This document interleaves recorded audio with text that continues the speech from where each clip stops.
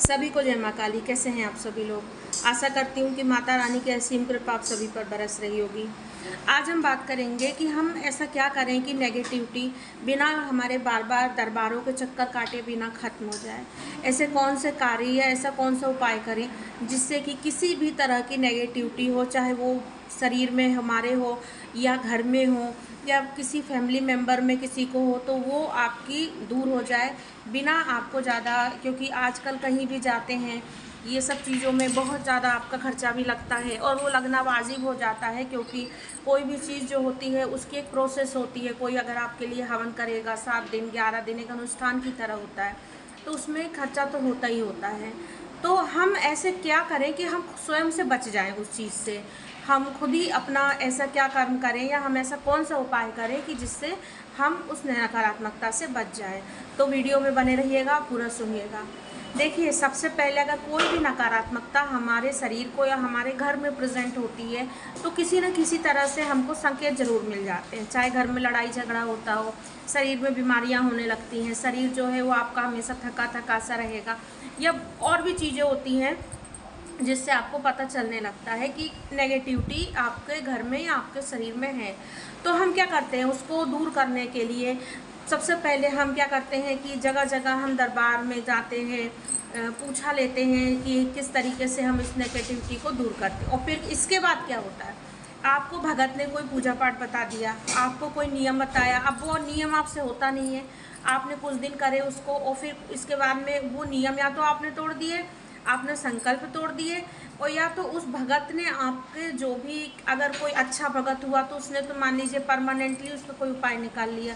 नहीं तो क्या करेगा वो कि आजकल बहुत से ऐसे भी लोग हैं कि थोड़े दिन के लिए अपनी शक्ति से आपकी नेगेटिविटी को वहाँ से घर से हटा देंगे, इसके बाद में अपनी शक्ति को वापस बुला लेंगे संकल्प शक्ति से, और फिर वो चीज़ आपको दोबारा परेशान करने लगेगी। तो ऐसा हम क्या करें कि जिससे कि ये चीज़ हम स्वयं से अपनी सुरक्षा कर सकें। देखिए, हर चीज़ का सिर्फ हर नेगेटिविटी के 2 उपाय हैं। मैं आपको 2 उपाय बता रही हूँ। ऐसे 2 उपाय हैं जिसे आप करेंगे आपको कोई नकारात्मकता जो है वो परेशान नहीं करेगी, और कितनी भी बड़ी नेगेटिविटी होगी तो वो धीरे धीरे करके आपको छोड़ ही देगी। सबसे पहला उपाय है मंत्र जाप। देखिए, चालीसा स्त्रोत ये तो अपनी जगह होते हैं, लेकिन जो मंत्र जाप में जो ऊर्जा होती है, जो जाप में जो ऊर्जा होती है, वो ऊर्जा जो होती है ना, वो उस ऊर्जा से आपके अंदर क्या होता है, पॉजिटिव ऊर्जा बढ़ती है। जब पॉजिटिव ऊर्जा आपके अंदर बढ़ती है तो आपके अंदर जो प्रेजेंट नेगेटिविटी होती है या नेगेटिव ऊर्जा होती है, कोई इंसान का रूप तो होती नहीं है, वो सब ऊर्जा का रूप है, सब कुछ ऊर्जा है, आपके अंदर जो है वो पॉजिटिव है और जो आपको परेशान कर रही है वो नेगेटिव है। तो क्या होगा, जब पॉजिटिव ज़्यादा होगी तो नेगेटिविटी या नेगेटिव ऊर्जा क्या होगी, अपने आप कम होगी।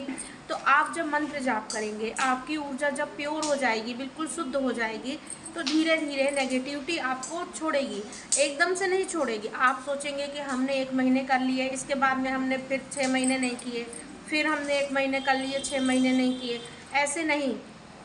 एक नियम आपको बनाना होगा कि आप अगर दिया अगरबत्ती नहीं भी लगा पा रहे हैं, दिन भर में आपको नहीं समय मिल रहा है, तो दिन भर में एक बार शाम को या कभी भी आपको कम से कम 7 माला 11 माला ओम नमः शिवाय की, या कोई भी ऐसा मंत्र जो कि अगर आप करते आ रहे हैं तब तो करते आ रहे हैं तब तो बहुत अच्छी बात है। नहीं तो सबसे आपको एक सटीक मंत्र जो होता है, आप अगर माँ काली का मंत्र करते हैं तो आप 1 माला ओम क्रीम कालिकाय की ज़रूर करें, क्योंकि ये बीज मंत्र है, बहुत शक्तिशाली माँ का मंत्र है, माँ को बहुत प्रिय है। धीरे धीरे करके नेगेटिविटी वो आपके शरीर को छोड़ेगी ही छोड़ेगी। अच्छा, जब ये आपके शरीर को छोड़ेगी तो क्या करेगी कि आपके घर में थोड़ा परेशानी क्रिएट करेगी, मतलब कि लड़ाई झगड़े कर सकती है, आपका शरीर, आपको लगेगा कि बीमार हो गया हूँ, मंत्र जाप करने से आपको उल्टा एहसास करवाएगी वो कि मंत्र जाप करने से तुमको और परेशानी हो रही है, ताकि आप छोड़ दें। लेकिन ऐसा नहीं सोचिएगा। देखिए, एक सोच आप अपने मन में रखिए कि माँ की मंत्र जाप पूजा पाठ से की हुई चीज़ें जो होती हैं वो कभी आपको नुकसान नहीं पहुँचा सकती हैं। वो आपको किसी न किसी तरह से आपकी सहायता ही करेगी, आपको कोई उसमें परेशानी में नहीं डालेगी। दूसरी चीज़ आप ओम दुम दुर्गाय नमः का भी मंत्र जाप कर सकते हैं। शक्ति का मंत्र मतलब कि जैसे शक्ति का मंत्र आप करेंगे, जैसे माँ दुर्गा का मंत्र करेंगे, आप माँ काली का मंत्र करेंगे, आप हनुमान जी का मंत्र, अग्नि तत्व के मंत्र आप जितना ज़्यादा करेंगे आपको उतनी ही जल्दी नेगेटिविटी जो है वो आपको छोड़ेगी। ये तो पहली चीज़ हो गई। दूसरा उपाय है अपने कुल देवी देवता और पितरों को मना के रखिए। कुल देवी देवताओं को मैंने कई वीडियो में बनाई हूँ, आप मेरे चैनल पे ढूंढेंगे तो आपको मैंने स्टार्टिंग से लगाकर अभी तक कम से कम 10-12 वीडियो इस विषय पे डाले हैं कि किस तरह से हम कुल देवी देवताओं को प्रसन्न कर सकते हैं।